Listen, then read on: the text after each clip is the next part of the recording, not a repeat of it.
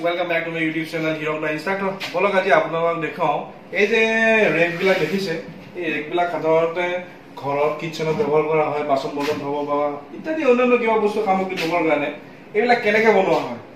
তো সুশীল মোৰ বন্ধু সদিত সুশীলে দেখাই দিব এইবিলাক ৰেক কেনেকুৱা হয় ৰেক বিলাক দেখাই দিব পছ কৰি